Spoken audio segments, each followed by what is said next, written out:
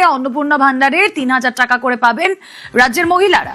লক্ষ্মীর ভান্ডারের সব উপভোক্তাকে অন্নপূর্ণা ভান্ডার, কিন্তু কি প্রসেস, কি করতে হবে নাম অ্যাপ্লাই করার জন্য জানবো। প্রতিনিধি সোমরাজ বন্দ্যোপাধ্যায় রয়েছেন সঙ্গে। সোমরাজ, দেখো, অন্নপূর্ণা ভান্ডার নিয়ে রাজ্যের তরফে এসওপি বা গাইডলাইন চূড়ান্ত করা হলো এবং সেই গাইডলাইনে একাধিক নির্দেশ বলা হয়েছে। প্রথমত, যেটা সব থেকে গুরুত্বপূর্ণ, এসআইআর প্রক্রিয়া চলাকালীন যারা মৃত, শিফটেড, ডেড বা অনুপস্থিত ভোটার ছিলেন তারা কিন্তু কোনোভাবেই অন্নপূর্ণা ভান্ডারের সুবিধা পাবেন না।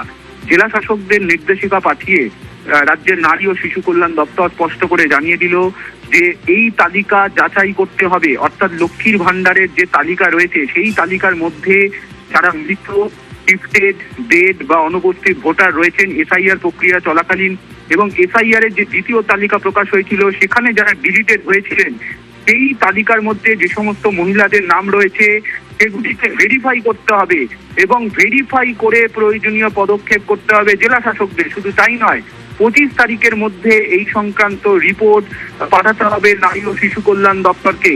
অর্থাৎ অন্নপূর্ণা ভান্ডার নিয়ে রাজ্য সরকারের তরফে কড়া মনোভাব নেওয়া হলো এবং কোনোভাবেই যে সমস্ত মহিলাদের নাম বাদ গেছে এসআইআর প্রক্রিয়া চলাকালীন, বিশেষ করে ডিলিটেড, শিফটেড, অ্যাবসেন্ট ভোটার হিসেবে যাদের নাম রয়েছে তারা যাতে কোনোভাবেই অন্নপূর্ণা ভান্ডারের টাকা না পান সেটাকে মাথায় রেখেই রাজ্যের নারী ও শিশু কল্যাণ দপ্তরের তরফে এই নির্দেশিকা পাঠানো হলো এবং 25শে মের মধ্যেই এই সংক্রান্ত রিপোর্ট পাঠানোর কথা বলা হলো বিভিন্ন জেলা শাসকদের। এবং শুধু তাই নয়, এটাও বলা হয়েছে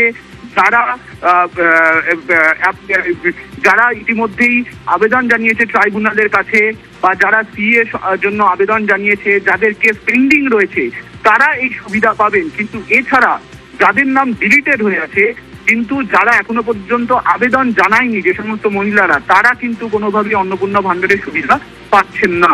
শুধু তাই নয়, এই সংক্রান্ত এসওপি বা একটি গাইডলাইনও রাজ্য সরকারের তরফে পাঠানো হয়েছে জেলা শাসকদের। সেখানে বলা হচ্ছে 25 থেকে 60 বছর বয়সী মহিলারা এই সুবিধা পাবেন। এছাড়াও বলা হয়েছে যে সরকারি চাকরি, যারা পেনশনভোগী বা যারা আয়কর দেন সেই সমস্ত মহিলারা এই সুবিধা পাবেন না।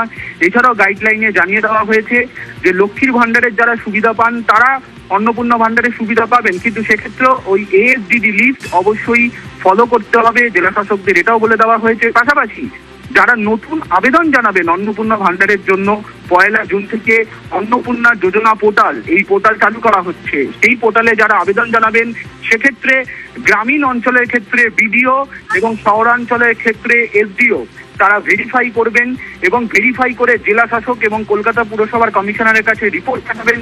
কলকাতা পুরসভার কমিশনার এবং জেলা শাসক অনুমোদন দিলে তবেই সংশ্লিষ্ট মহিলার নাম অন্নপূর্ণা যোজনা পোর্টালে আপলোড হবে এবং তারপরেই তিনি অন্নপূর্ণা যোজনা পোর্টালের ভান্ডারের অধীনে, অন্নপূর্ণা যোজনার অধীনে 3,000 টাকা করে মাসে পাবেন।